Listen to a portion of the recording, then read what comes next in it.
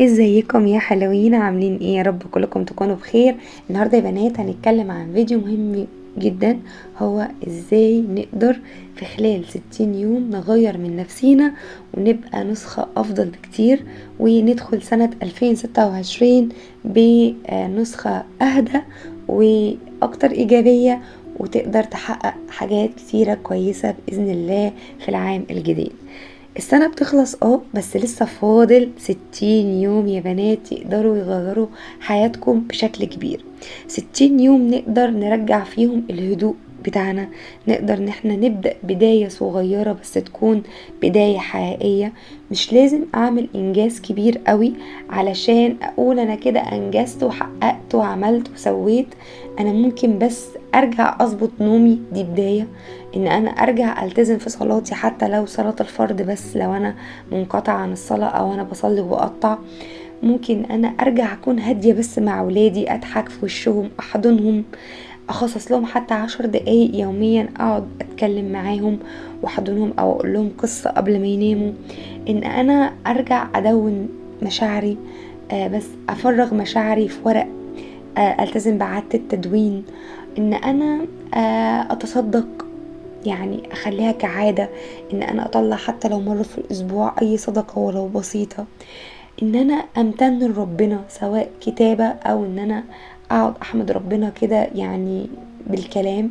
لو انا مش قادرة اكتب او مش متعودة ان انا اكتب، او مش متعودة ان انا مثلا امسك ورقة وقلم كتير، ان انا ادخل التخطيط في حياتي. ان انا اسمع بودكاست، ان انا اسمع عن التخطيط وان انا ازاي اخطط. اي بداية في اي حاجة يا بنات، اي بداية في اي حاجة. لو هقلل سكر، لو هقلل اكل مثلا غير صحي، اي بداية. مش لازم اعمل كل ده مع بعضه، مش لازم ارهق نفسي، مش لازم ان انا اقول لا انا هعمل وهسوي كل ده وهعمل وهعمل وهعمل وهعمل.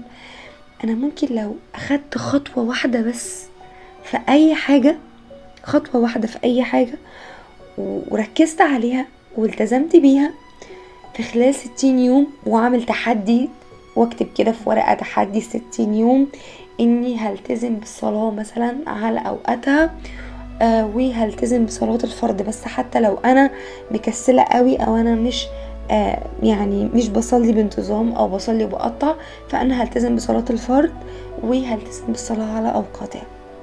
دي خطوة وبداية كويسة جدا.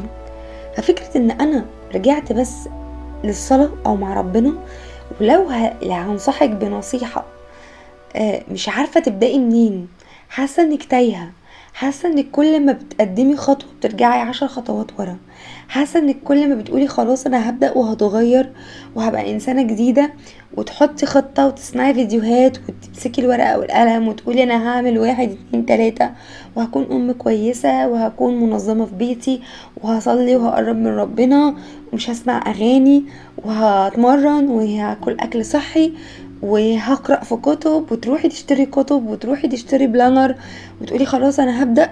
كلنا بنمر بالفترات دي، وبترجعي تاني لنقطة الصفر.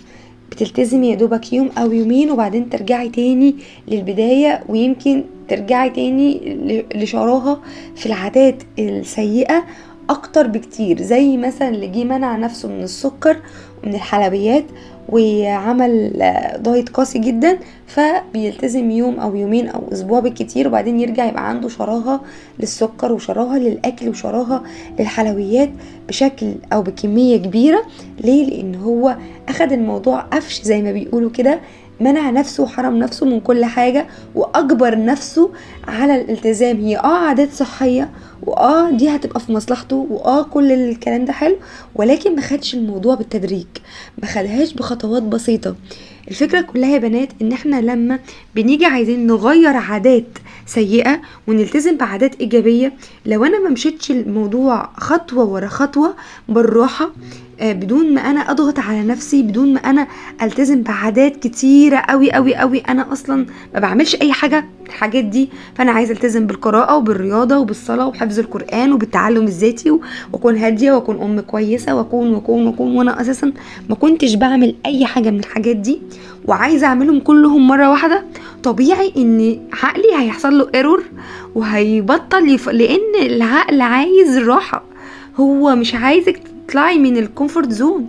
هو اي مجهود عليكي بدنيا او جسديا هيقولك لا، خلينا احنا كده قاعدين مرتاحين، بالله عليكي ما تقوميش تتحركي من مكانك. فانت لما تضغطي بكمية عادات وكمية مهام كتيرة على العقل ولازم كلها تحققيها دلوقتي، طبيعي انك انتي هتقول عقلك هيقولك ستوب، بس وقفي، مش هنعمل اي حاجة من الحاجات دي، احنا هنرجع اسوأ من الاول وهننتخ اكتر وهنكسل اكتر.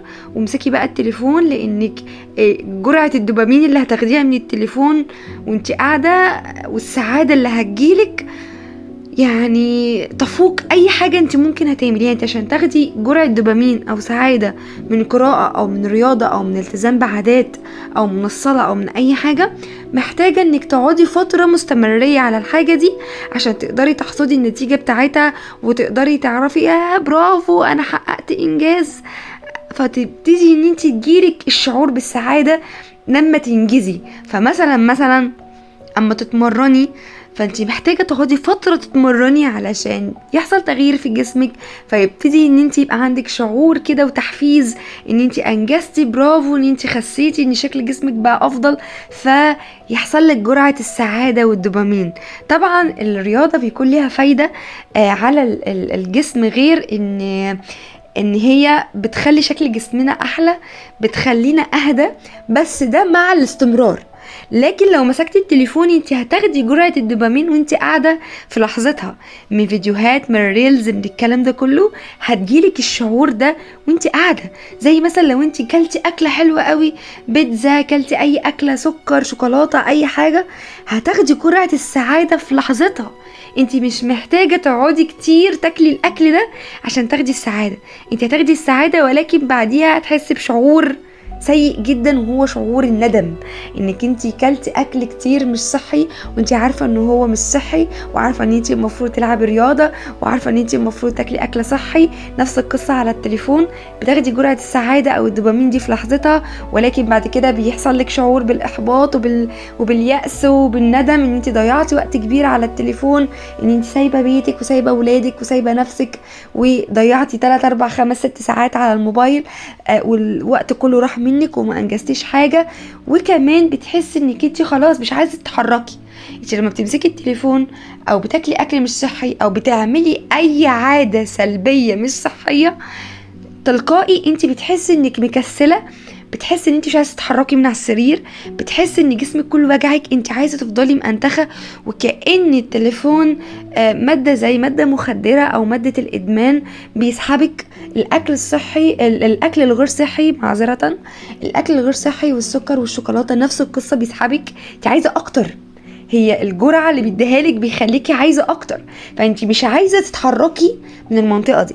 ففكره ان انا انقل نفسي من المكان ده لمكان تاني، انا محتاجة بقى اشتغل واعمل واقوم اتمرن واحرم نفسي من اكل واقعد اقرا واعمل مجهود ذهني على دماغي ان انا لو هتعلم او هقرا، طبيعي العقل هيقولك لا، خلينا في الانتخة وخليكي قاعدة وانتي بتديني الجرعة اللي انا عايزها وانتي قاعدة. هو خلاص هو عايز يحافظ على الكيان ده. اي حاجة هيبقى فيها مقاومة، هيبقى فيها جهد، هيبقى فيها سواء الجهد ده ذهني على العقل، سواء هتتعلمي حاجة، تسمعي بودكاست، هتحفظي قرآن، هتقرأي قرآن، هتقرأي كتاب، اي مجهود ذهني على العقل او اي مجهود بدني هتعمليه في الرياضة، في انك تقومي تنظفي البيت، في انك تقعدي مع ولادك، ايا يكن مجهودك اللي انت هتعمليه، ده بيخلي العقل يقولك لا، خلينا مأنتخين في منطقة الراحة، ما تقوميش تتحركي. طب انا اعمل ايه بقى عشان اطلع من الدوامة دي كلها؟ اضحك على عقلي ازاي؟ بان انا مبدأش بكمية كبيرة، مبدأش بمهام صعبة، ما اقولش انا هقوم اكسر الدنيا وهغير المستحيل وهغير الكون النهاردة. لا، ما ابداش كده. الحماس اللي بيجي لنا ده ان احنا عايزين نغير وان احنا عايزين نقلب الدنيا كلها بيوصلنا في المنطقه الاخيره ديت ان احنا بنروح لنقطه الصفر في الاخر. ليه؟ لان انا بدات بدايه غلط اصلا. انا لما قلت انا هعمل 1 2 3 10 بالكمية دي، سواء عدد المهام او حتى لو انا حطيت مهمتين او 3 بس انا حاطة فيهم شغل ياما عليا في البداية، سواء مثلا عايزة التزم بحاجتين او ب3، تمام، فانا حطاهم بكمية كبيرة، طبيعي المخ هيكسل، هيقولك لا اقعدي بقى ما تعمليش. لكن انا ما اضحك على مخي واقول انا مش مطلوب مني النهاردة غير ان انا هلتزم بس بالصلاة، انا عايزة ابدأ بداية جديدة مع ربنا، بس انا مش عايزة اعمل اي حاجة اكتر من كده، ولا عايزة اتمرن، ولا عايزة اقرأ، ولا عايزة اهدي الدنيا وابنيها، ولا عايزة اقوم اغير البيت كله واتخلص من الكراكيب في البيت كله، ولا اعمل كل الكعبالة دي. لا، انا بس هبدأ بداية مع ربنا، ان انا هصلي بس صلاة الفرض، حتى بس هصلي ال5 صلوات بتوعي، واعمل كده تحدي مع بيني وبين ربنا وفي ورقة وقلم، وابتدي ان انا اقول انا لو خرجت من السنة دي ان انا علاقتي كويسة مع ربنا، اني بصلي بس، حتى مش هقولك بقى تصلي وتحفظي قرآن وتقري قرآن وتقولي مش عارف ايه وايه وايه وايه ايه وتغيري لبسك وتغيري الكون كله، لا، احنا عايزين نلتزم بس بالصلاة. لو انا مش ملتزمة بالصلاة، طب لو انا ملتزمة بالصلاة اعمل ايه منا؟ لو انا ملتزمة بالصلاة ابتدي احط ان انا مثلا هقرأ قرآن لو صفحة واحدة. طب لو انا بقرأ قرآن احط هدف ان انا مثلا هحفظ آية او آيتين. طب لو انا بحفظ اوريدي وملتزمة بالحفظ وبالصلاة وكله، ازود من السنن، ازود من النوافل، ايا يكن السنن دي في الصلاة او في الصيام او في ايا يكن. يبقى انا اشوف انا واقفة فين وابتدي ازود خطوة على الحتة اللي انا واقفة فيها. اغير من لبسي، لو انا مثلا مش بلبس او انا مش محجبة ابتدي اتحجب، ابتدي البس واسع، ما احطش ميك اب وانا نازلة، ما احطش برفيوم. يبقى بمشي خطوة خطوة، ما اقولش انا هعمل كل ده مرة واحدة. انت لو قلتي انا هعمل كل ده مرة واحدة مش هنعمل اي حاجة. حتى الفرض اللي انا اساسا هتحاسب عليه قدام ربنا وربنا هيسألني عليه اللي هو الصلاة مش هعمله. يبقى انا ابدأ خطوة بخطوة، واحدة واحدة. خدي بقى المثال ده اللي انا قلته على الصلاة في اي هدف انت عايزة تعمليه.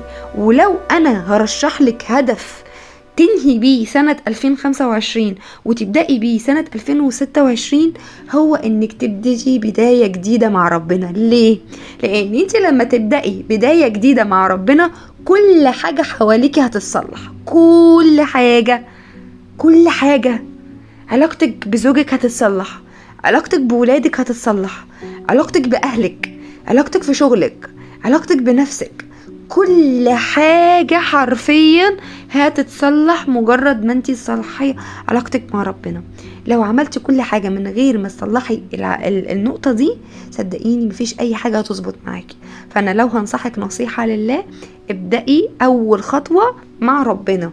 طيب لو انا علاقتي بربنا كويسة، ايه ممكن اعمله الفترة اللي جاية يخليني اكون افضل في بقية الحاجات اللي حواليا؟ تاني حاجة انك تنامي بدري وتصحي بدري. يبقى دي الخطوة التانية بعد خطوة علاقتك بربنا. يبقى لو انا علاقتي بربنا كويسة، لو في هدف تاني انا ممكن احطه يساعدني الفترة اللي جاية ان يكون افضل، هو انك تنامي بدري وتصحي بدري. ليه؟ لان دي عادة بنسميها عادة الام. انت لما تنامي بدري، اولا لما هتنامي بدري هتنامي بشكل افضل، والهرمونات اللي بتتفرز وقت النوم بدري، مش تنامي الساعة 2 بالليل، فانت كده ما استفدتيش بالنوم. بالعكس هتصحي مع عصبية، هتصحي مقريفة، مش طايقة نفسك، مش طايقة اولادك، فهتبقي مكسلة، مش قادرة تقومي تخلصي اللي وراكي، ولا قادرة تلتزمي بعادات، ولا قادرة تقومي بالعبادة بتاعتك، ولا قادرة تقعدي مع اولادك، وهتبقي عصبية طول الوقت معاهم، ومش طايقة نفسك ومش طايقة اللي حواليكي. شفتي كام حاجة حصلت عشان بس نمشي متأخر وصحتي متأخر. طيب تعالي بقى للناحية التانية. لو انا هنام بدري وهصحى بدري، فانا هنام بدري، هصحى الصبح فايقة لان انا خدت الكفاية بتاعتي من النوم، فمش هصحى عندي ارق، مش هصحى عندي مشكلة، مش هصحى مصدعة، مش هصحى تعبانة، مش هصحى مش طايقة نفسي ولا طايقة اولادي. بالعكس هبقى صاحية قبليهم، فهبقى قادرة ان انا اقوم التزم بالعادات بتاعتي. لو انا ولادي مش بينزلوا مدرسه ولا حضانه، فهيبقى عندي فتره الصبح ان انا لو عايزه اصلي، لو عايزه اقرا قران، عايزه احفظ قران، عايزه اشتغل، عندي شغل، عندي دراسه، عندي مذاكره، بتعلم تعلم ذاتي، انا اصلا لسه بدرس، فهيبقى عندي فتره الصبح ان انا اذاكر. وبتبقى احلى فتره اللي هي الصبح، اللي هي من بعد صلاه الفجر. كنت عامله فيديو للساعه السحريه اللي هي بعد صلاه الفجر، هبقى اسيب لكم الفيديو ده في صندوق الوصف، بارجعوا شوفوه لانكم هتستفيدوا منه جدا. فالفتره دي فعلا اللي هي من بعد صلاه الفجر بتكون افضل فتره انت بتقدري تنجزي فيها حاجات كتيره بقى، سواء انت طالبه، بتدرسي، بتشتغلي، ما بتشتغليش، بتشتغلي بره البيت، بتشتغلي جوه البيت. فانت لما هتصحي بدري هتقدري تنجزي كميه مهام غير طبيعيه، سواء انت معاكي اولاد او ما معكيش اولاد. فكره ان اصلا انك تنامي بدري وتصحي بدري على الجسم بتأثر تأثير انت مش متخيلاه. جربي بس كده تنامي بدري، بس تنامي بدري، مش تصحي بدري وانت نامي متأخر، هتصحي مقريفة ومش هتقدري. لازم تنامي بدري عشان لما تصحي بدري فجسمك يكون اخد كل كفايته من النوم، فتقومي جسمك مش مقريف، مش مكسلة، عندك نشاط، تقدري تقومي تخلصي اللي وراكي وتشوفي ولادك وتكوني هادية معاهم، ما تكونيش عصبية معاهم.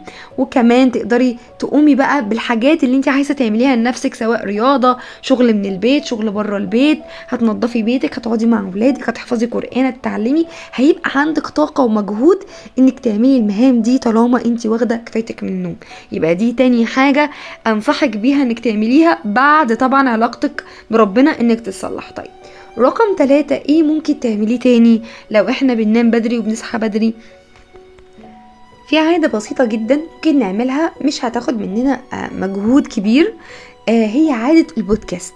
البودكاست انتي مش محتاجة مجهود او عقلك هيضحك عليكي بانك انتي مثلا لا بلاش، لا هتكسلي فيه. ليه؟ لان انتي مش محتاجة غير انك تفتحي بس فيديو او بودكاست او اي حاجة تحفيزية تعليمية مفيدة هنحطها يا بنات بدل الاغاني. يعني بدل ما انا مثلا واقفة بسلي نفسي بان انا بسمع اغاني، فانا هسمع درس ديني، هسمع حاجة تحفيزية، حاجة عن التخطيط، حاجة عن ان هي تديني سلام كده نفسي، حاجة عن تربية الاولاد، اي فيديو تعليمي او اي فيديو تحفيزي او اي بودكاست مفيد يطمن روحي، يهديني في اي بقى موضوع انت حباه، نفسي، اسري، تربية، ديني. شوفي المجال اللي انت حابة تسمعي فيه وحاولي انك انت تخليها عادة يوميا. يعني حاجة كده انت بتثقفي نفسك بيها وبتغيرك تلقائي 360 درجة، بس مع الاستمرارية. انت كأنك مثلا بتستفيدي بعادة القراءة بس بدون ما تجهدي نفسك في القراءة. يعني مثلا زي ما احنا ما بنسمع كتب صوتية، بس البودكاست بيفرق ايه عن الكتب الصوتية؟ ان البودكاست بيتكلم بالطريقة اللي انت يعني في ناس قاعدة بتتكلم، مش زي مثلا الكتب الصوتية بيكون تعليق او ترجمة حرفية او الكلام ده كله. فانا ما بحبش عادة الكتب الصوتية، بحب اقرأ الكتب بنفسي لاني بستمتع بيها كده اكتر. ولكن انا بقولك ان البودكاست بيديكي شوية معلومات كأنك بتقرأي، يعني كأنك بتستفيدي. طبعا القراءة ليها متعة وليها إفادة تانية، ولكن بقول الناس اللي بتكسل عن القراءة فانت ممكن تغذي عقلك بالبودكاست.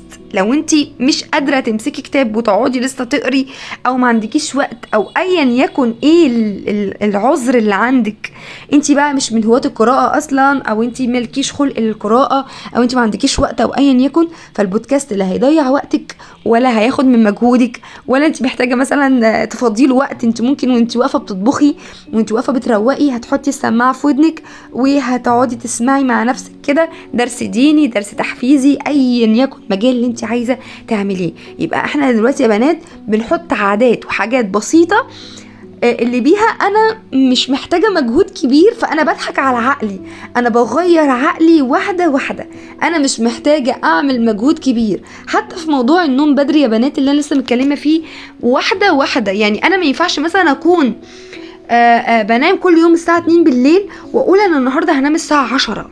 مستحيل يا بنات. اي حاجه انا عايزه اغيرها لازم اغيرها بالتدريج. زي ما قلت لك على المثال بتاع السكر مثلا، لو انا دلوقتي عايزه اقلل سكر بشرب 3 معالق، ينفع اجي اقول انا هشرب النهارده نص معلقه؟ لا، لازم اقلل بالتدريج من 3 معالق لمعلقتين ونص، بعدين معلقتين، بعد كده معلقه، بعد كده نص معلقه، بعد كده اقطع السكر خالص، وهكذا. حته النوم نفس الموضوع، ان انا مثلا بنام الساعه 3 كل يوم، يبقى انا هنام النهارده الساعه 2، فالساعه اللي انا نمتها بدري دي هصحاها بدري تاني يوم، فانا بدل ما كنت بصحى الساعه 1 الظهر هصحى 12، وهكذا. هنام مثلا النهارده الساعه 2، بكره هنام الساعه 1، بعده هنام الساعه 12، وهكذا. هتلاقي كل يوم الساعه اللي انت بتناميها بدري بتصحيها تاني يوم بدري. يبقى احنا بناخد كل حاجه بالتدريج. ونفس القصه على اولادنا، لو انا ابني متعود بينام متاخر، امشي بنفس الخطوات دي معاه كل يوم كده، نيميه بدري ساعه وصحيه ساعه بدري، هتلاقيه نومه اتظبط. لكن انا اجي اقول لنفسي او لابني او ايا يكن الشخص اللي عايز ينام بدري ويصحى بدري، من الساعه 3 الفجر هتنام الساعه 9 ولا 10، مستحيل. مستحيل. لازم الاول انا اصحى او اصحي الشخص ده ساعه بدري عشان ينامها بالليل بدري. يبقى انا مثلا لو متعوده ان انا بصحى كل يوم الساعه 1 الظهر، فانا هظبط المنبه على الساعه 12 واقوم والتزم، واحط التليفون بعيد خالص عني علشان ابقى مجبره ان انا اقوم اطفيه. ولازم كمان امنع الشاشات قبل ما انام بساعتين، وبعد ما اصحى بساعتين ما بمسكش تليفون خالص. ليه؟ لان الشاشات اول لما اصحى او قبل ما انام بتاثر تاثير كبير على جوده النوم، وعلى فكره ان انا انام بدري واصحى بدري. فاحنا نحطهم كده مع بعض يا بنات. انا هنام بدري كل يوم ساعه وهصحى ساعه بدري عن الميعاد اللي انا بنام فيه. طبعا انا لازم اصحى الاول ساعه بدري عشان انا اقدر انامها بدري، وهكذا كل يوم. وكمان الزق فيها كده عاده ان انا ممسكش التليفون ساعتين اول لما اصحى، وساعتين قبل ما انام. هعمل ايه فيهم؟ هحط عادات ايجابيه في الساعتين دول. اقرا قرآن، صفحة من القرآن، اقرأ صفحة من كتاب، اسمع بودكاست، اعمل روتين بشرتي، اغسل وشي بغسول واحط مرطب، اعمل رياضة اول لما اصحى 10 دقايق. يعني حاولي الساعتين دول والساعتين دول يكون فيهم عادات ايجابية. بس باقي اليوم معاكي، بقية اليوم عايز تمسكي التليفون امسكيه، مفيش مشكلة. خصصي ليكي 3-4 فترات على مدار اليوم، مثلا نص ساعة او ولا ساعة حتى، على 3 مرات في اليوم امسكي التليفون واقعدي فيه بعد كل فترة. يعني مرة مثلا بعد الساعتين، يعني انت صحيتي دلوقتي وقعدتي ساعتين من غير تليفون، عملتي عادات ايجابية كلها وظبطتي البيت وظبطتي الدنيا، امسكي التليفون نص ساعة ساعة. فعلى اخر النهار امسكيه تاني نص ساعة ساعة. قبل ما تنامي بساعتين امسكيه، يعني قبل ما تنامي بقى ب3 ساعات امسكيه مثلا نص ساعة ساعة. وقبل خلاص ميعاد النوم بساعتين اقفل التليفون خالص، ما امسكش بقى لا تيك توك ولا فيسبوك ولا الكلام ده كله. ابقى انا الساعتين دول ممنوع اي شاشات ولا ممنوع اي حاجة عشان اجهز عقلي للنوم. فده بالنسبة لأي عادة بنات احنا عايزين نلتزم بيها، نلتزم بخطوات دي واحدة واحدة واحدة واحدة، ما جيش خبط لزق. في ايه كمان ممكن ان انا التزم بيه؟ الامتنان مش لازم ان انا اكتب الاول، اقعد كده خصص وقت 10 دقايق الصبح ولا 5 دقايق و5 دقايق بالليل امتن لربنا على 3 نعم، مرة الصبح ومرة بالليل. الامتنان يا بنات بيخلينا نشوف الحاجات الكويسة في حياتنا. اغلبية مشاكلنا ان احنا بنركز على الحاجات السيئة، بنركز على اللي ناقصنا. يبقى ربنا انعم علينا بنعم كتير، بس احنا مش شايفين كل الحاجات الكويسة اللي حوالينا، ومركزين على اللي ناقصنا بس. مركزين على عيوب ولادنا، مركزين على عيوب البيت اللي احنا فيه، مركزين على عيوب ازواجنا، مركزين على عيوبنا احنا، مركزين على نقط الضعف اللي في حياتنا، مش مركزين على الحاجات الكويسة. تبقى زوجها كويس ومحترم وبيشتغل وطفحان الدم عليها وعلى ولادها وعلى دنيتها، بس هي مركزة انه عصبي شوية، بس مش عارف ايه، اصلي بيتخلق، اصلي بيتأخر، اصلي مثلا بخيل شوية، اصلي مش عارف ايه. تبص على مشاكل بسيطة، والراجل اللي معاها يكون فيه مميزات كتيرة كويسة. فاحنا ليه ما بنبصش ولادها يكونوا كويسين جدا في دراستهم او في حاجات، بس مثلا ضعاف في جانب معين او في حاجات معينة، تبقى سايبة كل الحاجات المميزات اللي في ولادها وتبص على الحاجات اللي ناقصة. نفس الحكاية على البيت اللي فيها او على شغلها او على نفسها او على اهلها. ما ينفعش يا بنات.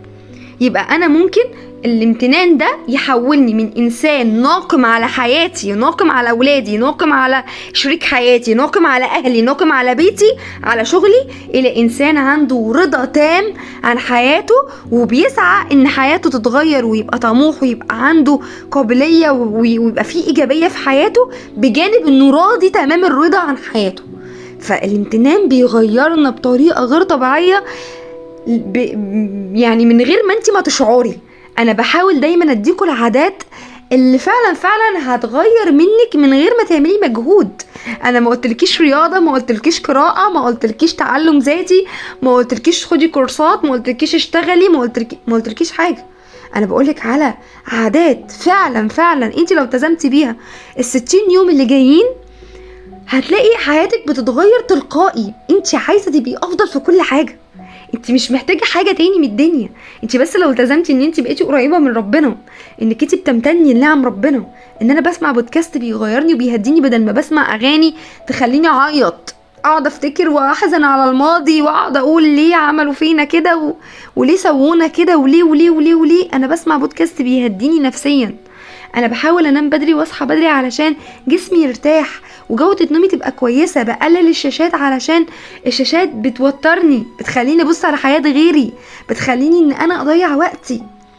لو هلتزم كل يوم ب10 دقايق مع ولادي، انا هقعد مع ولادي 10 دقايق، لا هقوم العب ولا هتنطط ولا هعمل مجهود، هحضن ولادي بس كده، هقول لهم انا معاكم، انا ما تخافوش، هطبطب على ولادي، هحكي لهم قصة قبل ما يناموا. حاجات بسيطة، مش طول النهار زعيق وخبط ورزع وضرب وشتيمة وذاكر واعمل ويلا. الولاد فعلا بقوا مضغوطين من كل حاجة، من مشاكل أسرية، من دراسة، تعليم بقى صعب جدا عليهم مش زي ما احنا اتعلمنا زمان، من اللي بيتعرضوا له في الشاشات وفي السوشيال ميديا. كل دي عوامل بتأثر على ولادنا، خلتهم بقوا عصبيين، خلتهم بقوا عدوانيين، خلتهم بقوا مش حاسين بأمان، متوترين. احنا محتاجين نقعد مع نفسنا ونراجع نفسنا. اتمنى الفيديو النهارده يكون فادك وعجبك، واتمنى انك تكوني استفدتي اي حاجه ولو حاجه بسيطه. ولو شايفه ان الفيديو ده ممكن يفيد اي حد تاني او اي حد بيعاني من توهان في حياته، من عدم استقرار، من عدم امان، مش عارف يبدا منين ولا يبدا ازاي، مش لازم نبدا اول السنه يا بنات، احنا ممكن نبدا من دلوقتي، من النهارده. مفيش حاجه اسمها ان انا ابدا من اول السنه، انت ممكن بعد عمر طويل يا رب عني وعنك وعن اي حد، بس محدش ضامن فعلا حياته، محدش ضامن انه هيكمل لبكره اصلا عشان نكمل لاول السنه. يبقى انا ليه اركن كل حاجه لحد اول السنه؟ انت مش ضامنه حاجه. ليه ما نبداش من النهارده نصلح علاقتنا بربنا، نصلح علاقتنا بولادنا، نصلح علاقتنا باهلنا، لو بحاجه بسيطه؟ مش لازم اعمل كله مع بعضه، مش لازم احط لود كبير على نفسي، مش لازم اعمل انجاز ضخم قوي، مش لازم اقول انا هعمل مستحيل، انا هقرا 10 كتب، انا هخس 20 كيلو، انا هتعلم الانجليزي في اسبوعين، انا هعمل المستحيل، انا ولادي لازم يتغيروا بكره، لو ما اتغيروش بكره ابقى انا ام فاشله. يا جماعه ما فيش حاجه بتيجي كده، كل حاجه بتيجي واحده واحده بالراحه. مش عايزين نعمل لود على نفسنا عشان نكمل. لو احنا عملنا لود كبير على نفسنا مش هنكمل، والله هنرجع تاني لنقطة الصفر. فأتمنى الفيديو يكون فادك وعجبك، ولو عجبك بقى ما تنسيش تعملي لايك وتشتركي في القناة وتعملي كومنت حلو عشان بيشجعني، وبس كده. ما تنسيش طبعا أدومها وإنقل. يلا باي.